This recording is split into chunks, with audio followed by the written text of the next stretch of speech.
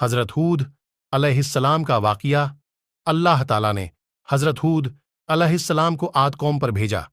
وہ قوم لمبے قد چوڑے جسم اور طاقتوں والی تھی۔ سب سے لمبا اس میں 100 گز کا اور چھوٹا 60 گز کا تھا۔ وہ پتھر کو کاٹ کر پہاڑوں میں مکان بناتے تھے اور اپنی پتھر دلی کی وجہ سے بتوں پر ایمان لاتے تھے۔ ان میں صرف ایک گروہ تھا جو حضرت ہود علیہ السلام پر ایمان لایا تھا، لیکن مخالفوں کے ڈر سے اپنا ایمان چھپاتا تھا۔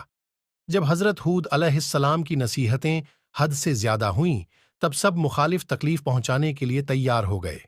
مسلمانوں نے حضرت ہود علیہ السلام کو اس کی جانکاری دی۔ حضرت ہود نے اللہ سے ان کے لیے بد دعا کی۔ عاد قوم کی مصیبتیں، بارش بند ہو گئی۔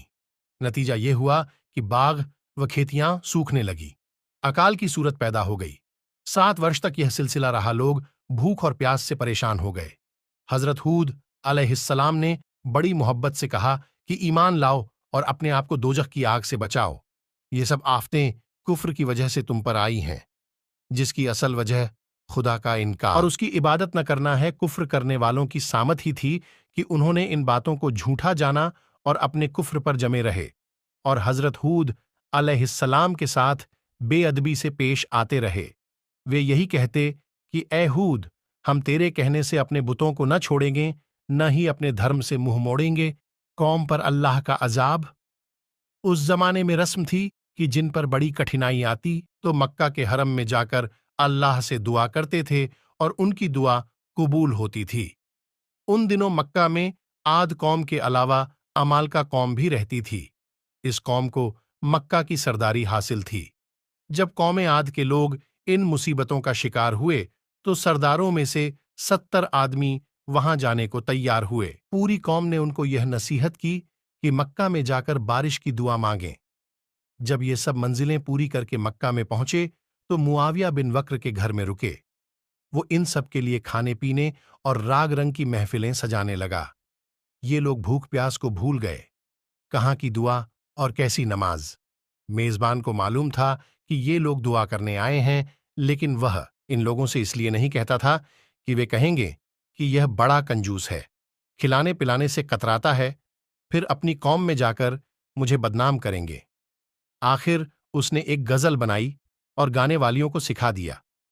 مضمون اس کا یہ تھا کہ تم اپنی قوم کی مصیبت سے غافل ہو رہے ہو اور بارش کی دعا مانگنے میں کوتاہی کر رہے ہو۔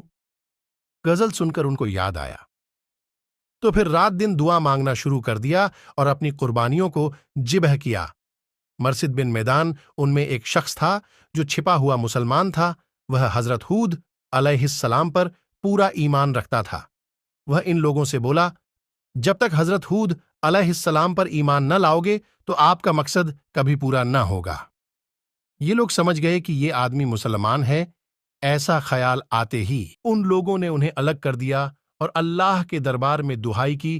اس مدت میں 3 ٹکڑے بادل کے سفید، کالے اور لال پیدا ہوئے، اور اس بادل میں سے یہ آواز آئی کہ ان میں سے ایک ٹکڑا اپنا لو اور اس کے بعد اللہ کے حکم کا انتظار کرو۔